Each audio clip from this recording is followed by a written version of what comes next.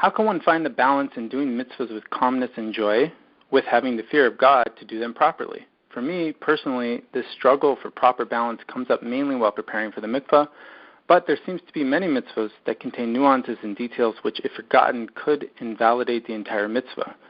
How can I channel my fear of making a mistake to be only an asset in my Avodah and not something that prevents me from having joy while doing it? Okay, this is objectively a billion-dollar question, a spectacular question. I hope the listener who asked it is online, and I can only give you my highest accolades. You've touched on one of the most central issues in a normal modern Jew's life. I think the way to address it is first with definitions, and then we'll come up with concrete strategies. Maybe first let me even just acknowledge, it certainly does appear that there's a tension between the emotional states of happiness and fear. In most normal human beings, those two things, happiness and fear, don't go together. And what you're noting is that we see that Torah sources consistently demand both simcha and yira of us. So if happiness and fear don't go together, and the Torah says that we should have simcha and yira, so that really begs the question of whether perhaps the definition of simcha may not be Western secular happiness. And perhaps the definition of yira is not Western secular terror. Maybe it's something else. So from this starting point of trying to achieve proper definitions of what is simcha and what is yira, we may be able to get clarity of how the two can coexist and come up with a practical strategy. Okay, so first let's start off. Ravolba has, in his magnum opus, in the Ali Shur, in the second volume, in his introduction to the character trait of simcha, which we would normally translate as happiness, he writes the following revolutionary concept. Okay, now tighten your seatbelt. Everything is about to change.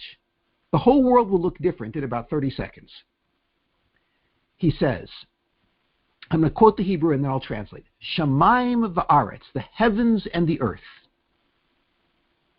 Ish v'isha, a man and a woman. Neshama v'guf, the soul and the body.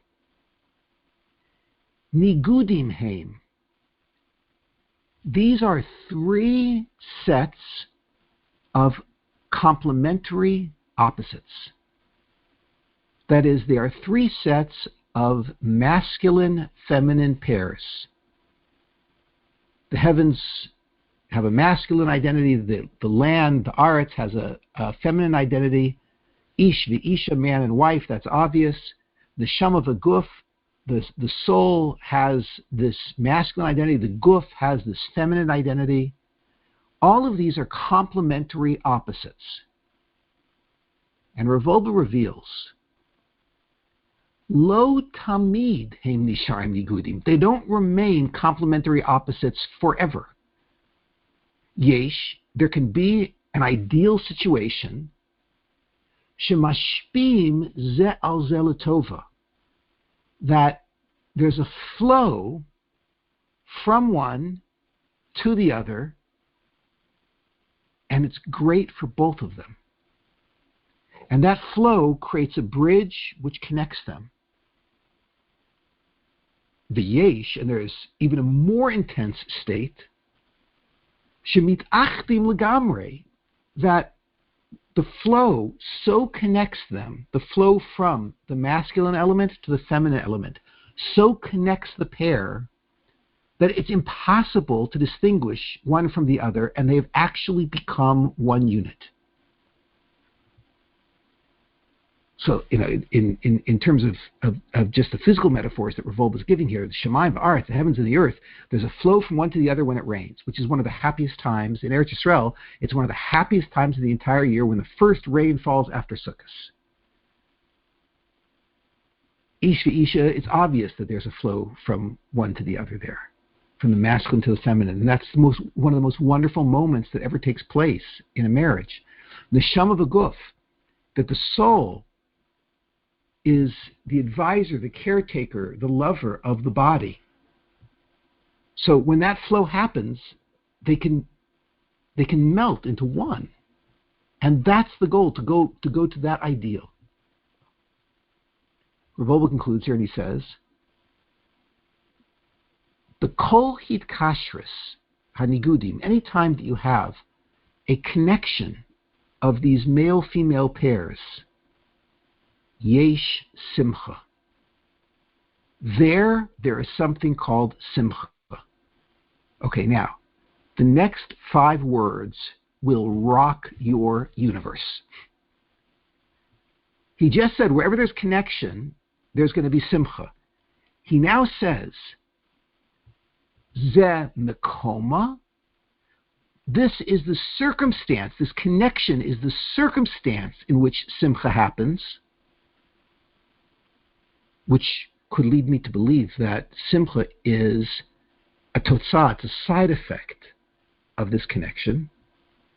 Ze mekoma, this is the circumstance in which it happens. The ze mehuta shel simcha, and this is the actual experience, the quality of simcha. That is, simcha is not a side effect of connection. The experience of connection is simcha. It is the experience of simcha.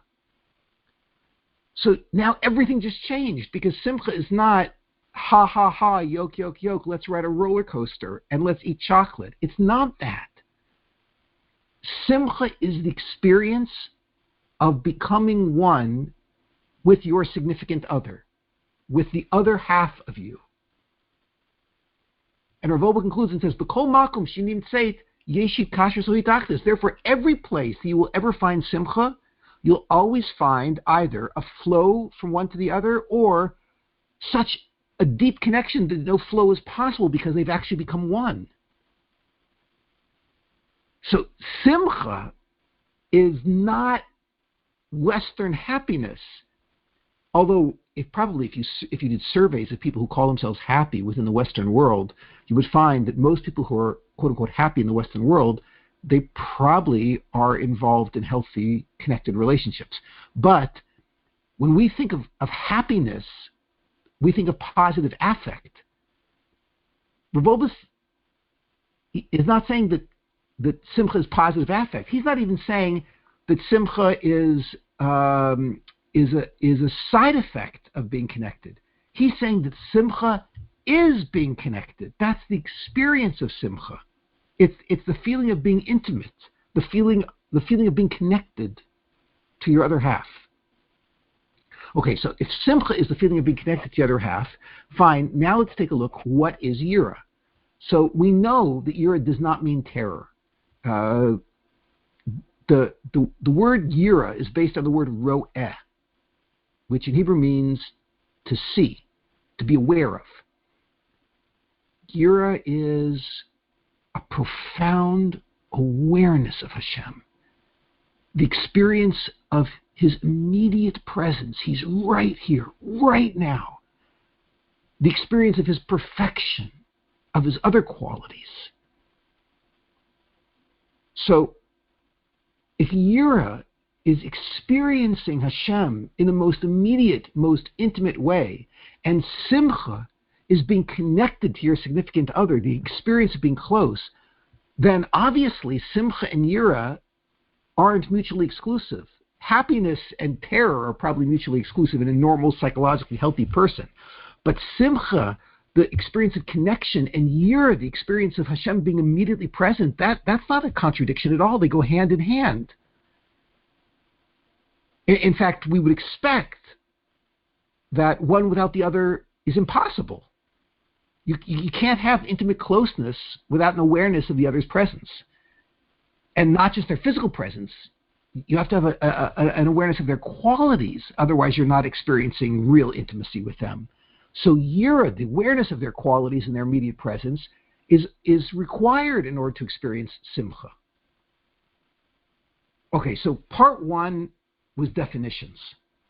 What we just learned is that there's not necessarily, at least in theory, any contradiction between yira and simcha. Okay, now let's take another step forward and see if we can get a little bit more practical.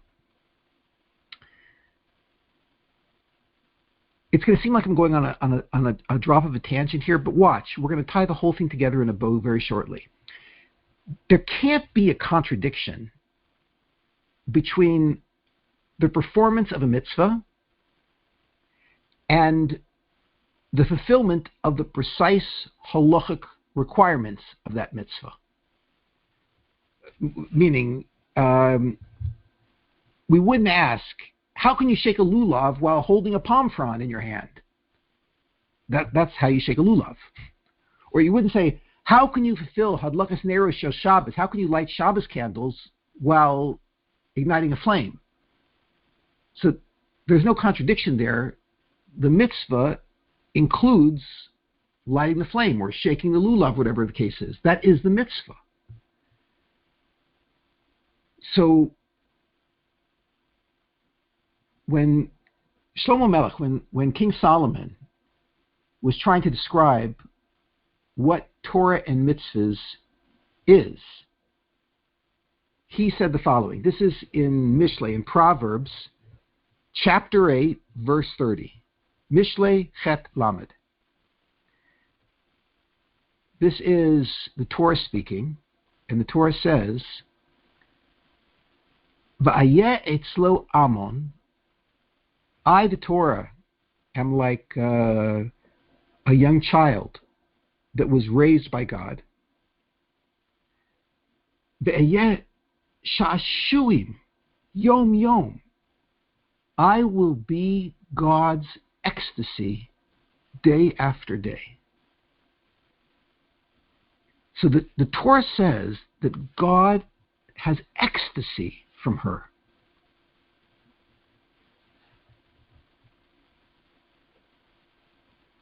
The Mitzvos David, one of the classic commentaries here, he says, he's trying to explain what the Torah meant, and he says, the Torah says that I grew up by Kodesh Baruch Hu. After all, Kodesh Baruch Hu created the Torah, so the Torah is like his child. Vayiti lo l'shashuim b'kol yom, every single day, I will give ecstasy to God, the Torah says. He says, the Mitzvos David goes on, he says, it's like a child who plays in front of her father, and the father has such pleasure watching her play because he's so in love with her. So, like, what is it about Torah that gives Hashem so much pleasure? Why is Torah ecstasy for Hashem? So Rav Wolbe, again, he says something earth-shattering. This is in the Ali Shur, in the second volume, Chelik Beis, talking about Simcha. He has a number of small sections there on Simcha. This is in the fourth section on Simcha, on page 329. He says like this: HaKadosh Baruch Hu mishtashea b'Torah.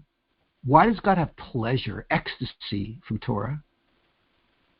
Ki hi hamekasheret beino levein olamo. Because Torah is the glue, it's the connection, it's the communications line between God and you and me, between God and His world. He loves us, and He wants to be connected to us. And Torah is what He created to create this connection between us. So since He loves us, and Torah is the connection, therefore He has ecstasy from Torah. It's like it's the long-distance phone call to your daughter or to your son, and you love that phone because that's how you get in touch with them. So Rav Wolbe says, "B'yeter seish yesh lan l'ishtasheh ba." How much more so we should have ecstasy from Torah, because it connects us back to a Kodesh Baruch Hu. Okay, now, obviously, there's two kinds of Torah.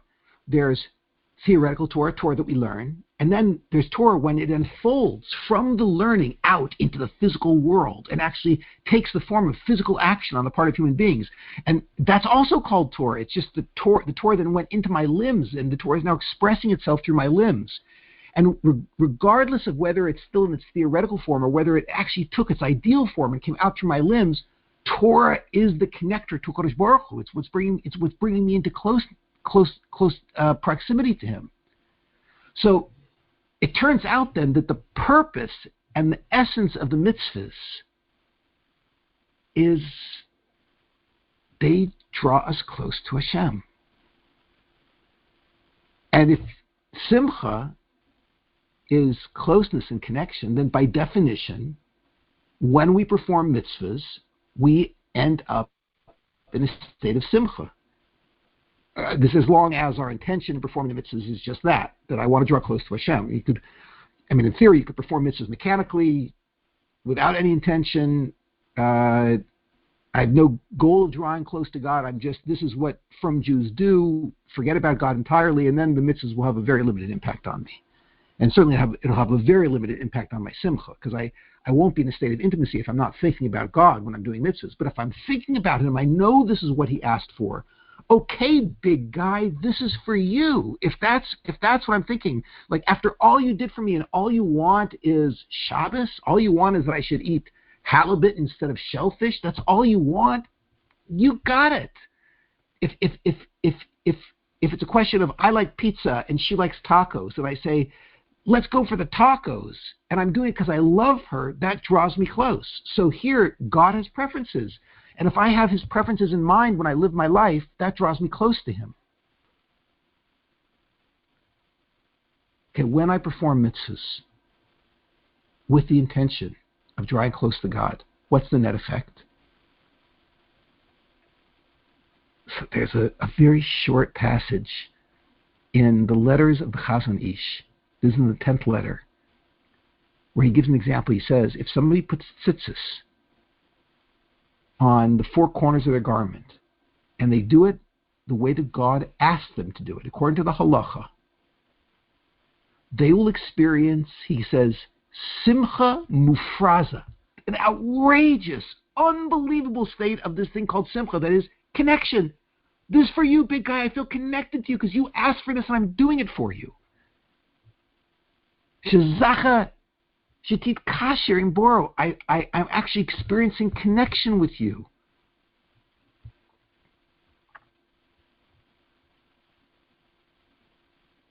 So, it turns out that if I'm doing mitzvahs properly, I should see simcha. I should be experiencing simcha. Simcha is a symptom that I had the right intention and that I performed the mitzvah as I was commanded. And that's probably why David HaMelech tells us, check your simcha meters during mitzvah performance. In Tehillim, in Psalms, chapter 100, in the second line, he says, Ivdu es Hashem b'simcha. Serve Hashem b'simcha. Bo lefanav birnana. Come in front of Him in song. Because if I'm not in a state of simcha, if I'm not in song, then it could be that I'm not actually experiencing the intimacy that I should be experiencing. Maybe I'm not doing the mitzvah according to the halacha, or maybe I'm not having Hashem in mind. But if it's not coming out in Idu es Hashem b'simcha, then something is broken in my mitzvah performance. I'm not doing it like He told me to do it. Otherwise, I would be in a state of connection with Him, which would then explain why in Parshas Ki Tavo, in the section of the Torah where God describes what happens when the Jewish nation goes off the rails, and they may be somewhat halachically observant, but they're entirely corrupt.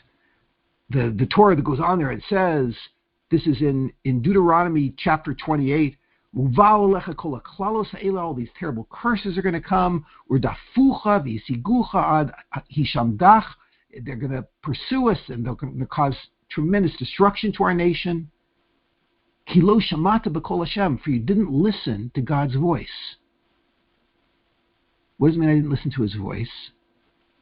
I could even be technically halachically observant. He says, I didn't listen to his voice, lishmor mitzvosav vechukosav asher tzivach. I'm not keeping his mitzvahs and his statutes that he commanded me, but I am. Look what I am. So it turns out I'm not doing what he actually asked me to do, which was to have him in mind and to follow the halacha very precisely. And the verse concludes and says, "Vayu b'cha la'ot u'lemofes." It's going to be an awesome sign. The nations of the world are going to look at us, and it's going to be very scary for them. What happens to the Jews when we go off the rails? Holocaust, etc. And why will it all happen? Tachas. This is the end of the verses here. Tachas asher lo avadata es Hashem Elokecha b'simcha v'tuv levav merov kol. Because I didn't serve Hashem out of simcha. That is, I was not involved in intimacy and closeness and relationship at the time when I was keeping mitzvahs. Okay, now go to step 3. And you're going to see the whole picture make sense. You'll appreciate why your question is $1 billion question. I love the question. It is the question of the 21st century. Perhaps the single greatest example of forgetting to have intimacy in mind when performing mitzvahs is a scene that repeats in the mikvah waiting room all the time. Okay, now if you want to appreciate the scene, just imagine the last time you were at a Jewish wedding. And remember what it looked like when the chassan walked down to greet the caller. Remember what the look on his face looked like. Remember what the look on her face looked like. Remember the scene under the chuppah, the way they looked into each other's eyes as he places the ring on her finger. The joy, the excitement, they radiate as they walk together from the chuppah to the cheder yichud. Okay, now, that couple, as they are walking away from the chuppah together, and everyone's dancing around them, they are headed to the cheder yichud, this room of privacy, to perform a technical mitzvah of being alone together, a mitzvah that is required in order to complete the rituals of the Jewish wedding ceremony. And it's a mitzvah with very specific halachic requirements. Right? The room has to be constructed in just such a way, and you can't have 2 open doors leading in, and there can't be any other people in there. Like, there's all sorts, and it all has to be done according to the halacha, or it doesn't work. Okay, so now, this couple is going to do something very halachic, and they want to do it right. What do they look like? What do their faces look like? When that door closes behind them and they actually start performing this mitzvah of being alone together for a few minutes, what is their mood? What are they feeling? Is the fact that they're performing a mitzvah according to the halacha a contradiction to their simcha? So now you'll appreciate a story that my wife told me. My wife was in the mikvah waiting room, and similar things have happened to her a number of times, but this time it was very, very explicit.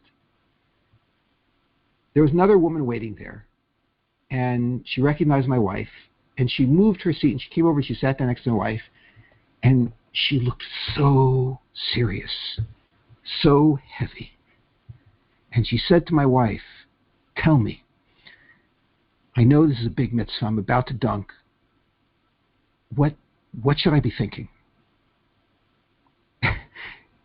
And the tmimus, my wife looked at her and said, "If you don't know what you're supposed to be thinking about right now, there's a much bigger problem here." This lady's about to go use the mikvah. It's obvious what she should be thinking. There's a fellow waiting at home for her who she loves, and she's about to spend time with him. What else should you be thinking about? So if she's feeling heavy and burdened and worried, then she is not thinking about what she's about to be doing. Not that she doesn't. We're not encouraging someone to not care about the details of halacha. The opposite. It has to be done according to the details of halacha. It must be done according to the details of halacha, one of which is that you must be focused on connection and closeness and intimacy, which shouldn't lead to a state of disconnection. It should lead to a state of connection. I want to stress here that we're using mikvah as an example, but it's true for all mitzvahs. Every mitzvah makes us more connected human beings. In 3 spheres, we're more connected to each other, especially our spouse.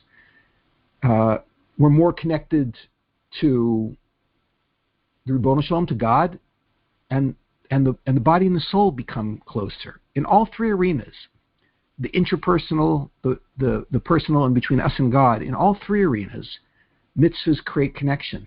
So if I'm precisely trying to perform a mitzvah, and it's leading me into a state of disconnection, of heaviness, of worry, of isolation, of aloneness, then and a state which is not the joy of being connected, then I'm not performing the mitzvah right. It would be like saying, I'm shaking a lulav, I'm just afraid to hold the palm frond, or I'm prepared to light Shabbos candles.